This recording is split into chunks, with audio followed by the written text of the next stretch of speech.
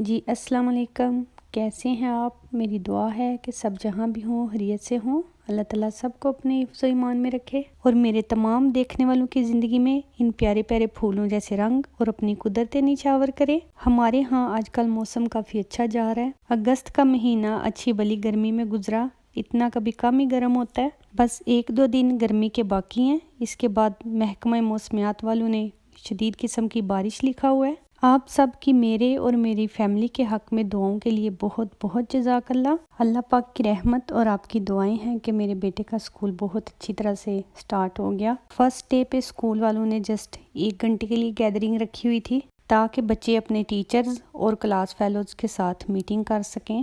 آج proper classes کا میرے بیٹے کا 2nd ڈے تھا۔ اس کے نیو اسکول سٹارٹ کرنے کے بارے میں ہم کافی فکر مند ہو رہے تھے، لیکن اللہ پاک کا بہت زیادہ شکر ہے کہ اس کے ساتھ کچھ کلاس فیلوز ہیں، اس لیے وہ کافی نارمل نظر آ رہا ہے۔ نئی جگہ اور نئے لوگوں کے ساتھ ایڈجسٹ کرنے میں تھوڑا سا ٹائم لگتا ہے، وقت گزرنے کے ساتھ ساتھ انشاءاللہ تھوڑی اور بہتری آ جائے گی۔ اور اس دن کے لیے یار میں بہت زیادہ معذرت کرتی ہوں کہ میں کہہ لیں اپنے جذبات کی بھاوناؤں میں جس کو کہتے ہیں نا بہہ گئی اور میں نے کچھ زیادہ ہی بول دیا۔ میرا مقصد کسی کو بھی اداس کرنا ہرگز نہیں تھا۔ اپنے بارے کومنٹس پڑھ کے میری کیفیت اس ٹائم اس طرح ہو گئی تھی جیسے کہہ لیں کہ کوئی بندہ اندر سے بہت دکھی ہو تو سامنے والا بندہ اس کو ساتھ لگا کے تھوڑا سا پیار کرے اور تھپ تھپی دے تو کہہ لیں کہ اس کے آنسو خود بہت گرنے شروع ہو جاتے ہیں۔ تو ایسی ہی کیفیت ہو گئی اس ٹائم میری۔ اور دوسرا یہ کہ میں اس طرح کی بندی ہوں کہ میرے 2 چہرے نہیں، میں جب بھی کسی سے ملتی ہوں تو میرا ظاہر اور باطن ہر کسی پہ عیاں ہوتا ہے۔ یہ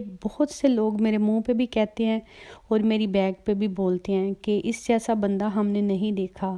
اس میں میرا کوئی کمال نہیں، ذرا بھی کوئی کمال نہیں، یہ صرف اور صرف میرے اللہ پاک کی رحمت ہے۔ یہ اللہ پاک کی مہربانی ہے کہ اس نے میری نیچر اس طرح سے بنائی ہے کہ اللہ کا جتنا بھی کلام ہے، اللہ کی جتنی باتیں ہیں، اس کے نبی پاک صلی اللہ علیہ وآلہ وسلم کے فرمان ہیں، وہ سارے مجھے اپنی طرف کھینچتے ہیں، کیونکہ جیسے میں نے بتایا تھا کہ ان کی زندگی، ان کا عمل ساری دنیا کے لیے ایک نمونہ ہے۔ اگر ہم ان سے سیکھنا چاہیں تو بہت کچھ سیکھ سکتے ہیں۔ ہمارے پاس زندگی گزارنے کے 2 راستے ہوتے ہیں، شر اور خیر کا، اور یہ ہماری چوائس ہوتی ہے کہ ہم کس راستے کو چوائس کرتے ہیں، کیونکہ اللہ تعالیٰ نے انسان کو اشرف المخلوقات اسی لیے بنایا ہے کہ جب اللہ تعالیٰ نے سب کچھ بتا دیا تو پھر اس میں سے ہمیں خود اپنی زندگی کے لیے اپنے عملوں کو چوائس کرنا ہے۔ جب بہت چھوٹی عمر میں میرے اللہ تعالیٰ نے ہمیں حج کی سعادت نصیب فرما دی تو میں نے اسی ٹائم اپنے دل میں وعدہ کر لیا تھا کہ اب اپنی زندگی کو اللہ تعالیٰ کی رضا کے لیے گزارنا ہے۔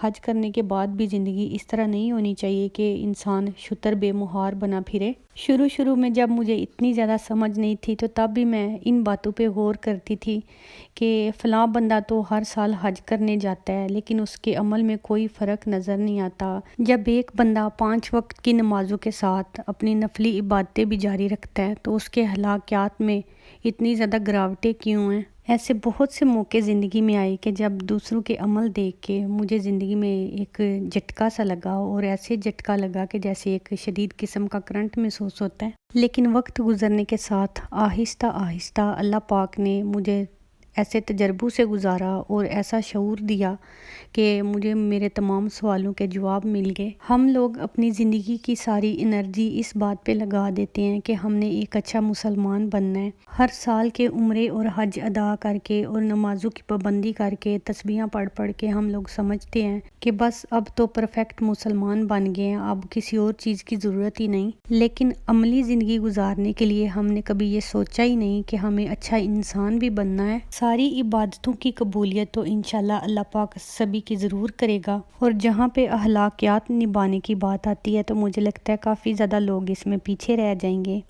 یہاں پہ میں کسی کی ذات پہ اٹیک نہیں کر رہی اور نہ ہی اپنے آپ کو اچھا ثابت کر رہی ہوں۔ پہلے تو لوگوں کے جو رویے تھے، نہ صرف میرے ساتھ، اگر کسی کے ساتھ بھی عجیب سا رویہ میں دیکھتی تھی تو مجھے بہت زیادہ تکلیف ہوتی تھی۔ پھر جب مجھے اس بات کی سمجھ آ گئی کہ خیر کا راستہ انہی کے لیے ہے جنہوں کے لیے اللہ تعالیٰ نے بلائی لکھ دی ہے۔ اب مجھے دوسروں کے رویوں پہ نہ تو دکھ ہوتا ہے اور نہ ہی میں حیران ہوتی ہوں۔ میرا اس چیز پہ ایمان پکا ہو چکا ہے کہ جو ہمارے عمل ہیں اگر وہ اچھے ہیں تو وہ ہماری فلاح کے لیے ہیں، اگر برے ہیں تو وہ ہمارے اپنے کندھوں کا بار ہے۔ دوسروں کے ساتھ برا کر کے ہم سمجھتے ہیں کہ ہم نے اس کے ساتھ برا کیا، حالانکہ حقیقت یہ ہے کہ ہم اپنے ساتھ برا کر رہے ہوتے ہیں۔ دوسروں کے لیے جب ہم کچھ برا کر رہے ہوتے ہیں تو ہم سوچتے ہیں کہ اللہ تعالیٰ ہمیں نہیں دیکھ رہا، وہ شاید سویا ہوا ہے، لیکن اللہ پاک کی تو وہ ذات ہے نا کہ جو حی القیوم ہے، جس کو نہ اونگ آتی ہے اور نہ نیند۔ پھر ہم اپنے تکبر اور بدمستیوں میں اتنا آگے نکل جاتے ہیں کہ ہمیں لگتا ہے کہ اب ہمیں کوئی پکڑنے والا نہیں۔ میں نے لوگوں کے تکبر کا وہ عالم بھی دیکھا ہے کہ جہاں پہ نعوذ باللہ وہ اللہ تعالیٰ کو نیچے لے کے آنا چاہتے ہیں اور خود شاید اللہ تعالیٰ کے تخت پہ جا کے برانجمان ہونا چاہتے ہیں۔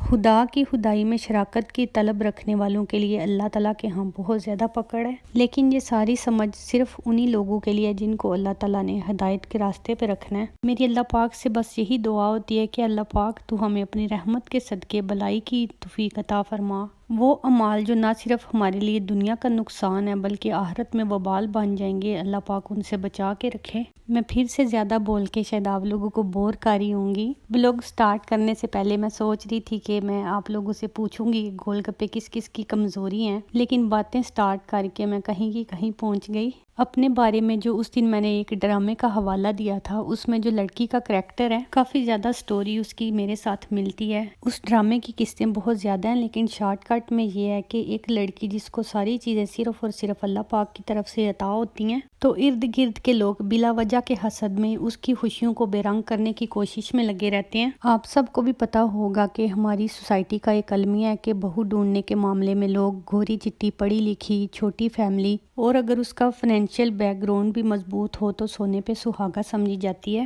ان سب چیزوں کا اس ٹائم پہ تو مجھے ذرا بھی علم نہیں تھا اور نہ ہی اللہ معاف کرے آج تک میں نے اس کو اپنا تکبر بنایا ہے۔ میرے ابو تو ہمارے پاس رہتے نہیں تھے، لیکن میری ماں نے ہمیں ماں اور باپ دونوں کا پیار دیا اور اس کے ساتھ ساتھ مجھے اللہ تعالیٰ کی طرف سے ایسے رشتے عطا تھے جو میری ایک چھوٹی سی ہائے کے اوپر اپنی جان ہتھیلی پہ رکھ لیتے تھے۔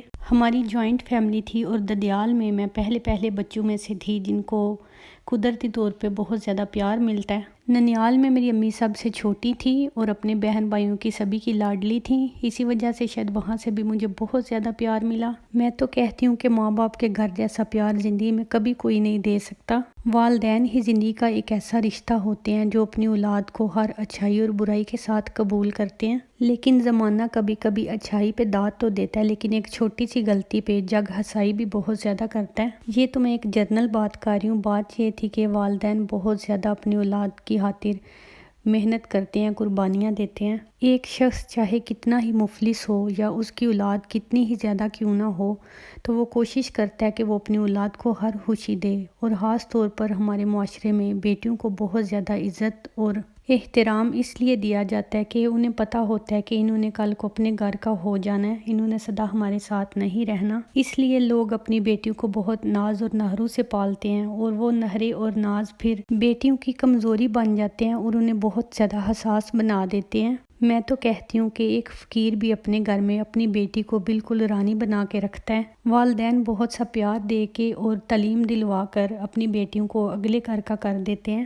لیکن اس چیز کی کمی آج بھی مجھے شدت سے محسوس ہوتی ہے۔ وہ دوسروں کے لیے بھی ویسے محسوس ہوتی ہے جیسے میں اپنے لیے کرتی ہوں، کہ ہماری سوسائٹی میں یہ نہیں سکھایا جاتا کہ سسرالی معاشرہ کتنا زیادہ ظالم ہے، اگلے گھر جا کے ہمارا بڑی بڑی ڈائنوں کے ساتھ واسطہ پڑنے والا ہے، اور ایسے ایسے بڑے منہ والی مگر مچھلیاں بیٹھی ہوتی ہیں جو آپ کی ہر خوشی کو ایک دم ہڑپ کر لینا چاہتی ہیں۔ اس معاملے میں مولانا طارق جمیل صاحب کو سننے کی بہت زیادہ قائل ہوں کہ وہ ہمارے معاشرتی رویوں پہ، ہمارے معاشرتی اخلاق پہ بات کرتے ہیں۔ ان کو سننے والے لوگ تو بہت زیادہ ہیں، لیکن پتہ نہیں کتنے % لوگ ان کی باتوں کو اصل اپنی زندگی میں فالو کرتے ہوں گے۔ میری اللہ پاک سے دعا ہے کہ اللہ پاک ہمیں اپنے اخلاقیات کو سنوارنے کی بھی توفیق دے۔ میری میکے کی ساری زندگی میں اللہ پاک کا بہت زیادہ کرم رہا، اور آگے بھی کرم ہی رہتا کہ اگر لوگ اتنے عجیب نہ ملتے۔ وہ کہتے ہیں نا کہ بہت مشکل ہو جاتی ہے جب کم ظرف لوگوں سے بہت مضبوط رشتے نبھانے پڑ جائیں۔ اب مجھے زندگی میں کسی چیز کا بھی افسوس نہیں رہا، کیونکہ مجھے سمجھ آ چکی ہے کہ زندگی کے سارے اتار چڑھاؤ ہماری اپنی ہی بہتری کے لیے ہوتے ہیں، ہمیں بہت کچھ سکھانے کے لیے ہوتے ہیں۔ یہ دنیا کا دستور ہے کہ دنیا رلا ہی دیتی ہے، چاہے ہم اپنے ماں باپ کے کتنے ہی لاڈلے کیوں نہ ہوں۔ میری شرافت اور میری اچھائیوں کو لوگ کمزوری سمجھ کر اس کا بھرپور استعمال کرتے رہے۔ زمانہ تو میری اچھائیوں کا قائل ہو گیا، لیکن جنہوں نے دل میں اتارنا تھا انہوں نے دل سے ہی اتار دیا۔ ان کا یقین تھا کہ میرا یہاں پہ آنا ان کی بانجیوں بتیجیوں کے حق پر ڈاکہ ہے۔ حالانکہ ایمان کی پختگی یہ ہے کہ اللہ پاک ہمیں دنیا میں بھیجنے سے پہلے ہمارے نصیب، اولاد اور ہمارا ساتھی ہمارے ماتھے پہ لکھ دیتا ہے۔ بہت سے لوگ اللہ پاک کے فیصلوں کو نہ صرف غلط ثابت کرنے کی کوشش کرتے ہیں بلکہ دوسروں کے لیے ایسے ایسے گڑھے کھودتے ہیں کہ خدا کی پناہ۔ تقدیر کے اوپر یقین ہمارے ایمان کا ایک لازمی حصہ ہے، لیکن بہت سے لوگ اسے بھولے بیٹھے ہیں۔ ان ساری باتوں کا مقصد آپ کو افسردہ کرنا یا اپنے لیے ہمدردیاں سمیٹنا ہرگز نہیں تھا۔ زندگی کے اتنے رنگ دیکھنے کے بعد مجھے اللہ تعالیٰ کے سہارے کے علاوہ کسی کی ضرورت نہیں رہی۔ وہ کہتے ہیں نا کہ کسی کو اتنا نہیں ڈرانا چاہیے کہ اس کا ڈر ہی ختم ہو جائے۔ میں اپنی پہلی زندگی کو اور آج کی زندگی کو دیکھوں تو میں ایک معصوم لڑکی سے ایک مضبوط عورت بن چکی ہوں۔ اب مجھے ضرورت ہے تو صرف اور صرف آپ کی دعاؤں اور آپ کے مخلص پیار کی۔ خیر، اب چھوڑتے ہیں ان افسردہ باتوں کو۔ یہ دیکھیں ہمارے گھر کے باہر کتنی پیاری سی گلہری آئی ہوئی تھی۔ میں نے تھوڑی سی بریڈ پرندوں کے لیے ڈالی تھی، لیکن گلہری درخت سے اتر کے تو کھانے آ گئی۔ میں ویڈیو بنا رہی تھی، وہ پہلے تو بہت چوکس تھی کہ کوئی ادھر ادھر میرے ارد گرد میں ہے، ایک دم سے سر اوپر اٹھا کے دیکھتی تھی، لیکن پھر کھانا شروع ہو جاتی تھی۔ جب اس کو احساس ہو گیا کہ جو بھی میرے ارد گرد قریب میں ہے وہ میرے لیے کوئی خطرہ نہیں، تو پھر وہ بہت ریلیکس ہو کے کھا رہی تھی۔ گلہری نے کافی زیادہ پیٹ بھر کے کھایا، وہ جتنی دیر کھاتی رہی میں اس کی ویڈیو لیتی رہی۔ بے زبان جانور اور معصوم سے بچوں کو بھی جب پیار ملتا ہے تو وہ دوسروں کی محبت کے قائل ہو جاتے ہیں، لیکن کچھ انسان میں کہتی ہوں کہ جانوروں سے بھی زیادہ بدتر ہوتے ہیں، جو نہ تو دوسروں کی محبت پہ قائل ہوتے ہیں بلکہ الٹا ان کو غلط ثابت کرنے کی کوشش میں لگے رہتے ہیں۔ بس اللہ پاک ہم سب کو ایسے لوگوں سے بچا کے رکھے۔ میں نے کچھ زیادہ کہا ہو یا کہیں غلط بولا ہو تو اس کے لیے ویسے ہی میں معافی چاہتی ہوں۔ انشاءاللہ اب اگلی ویڈیو میں ملیں گے۔ اللہ حافظ۔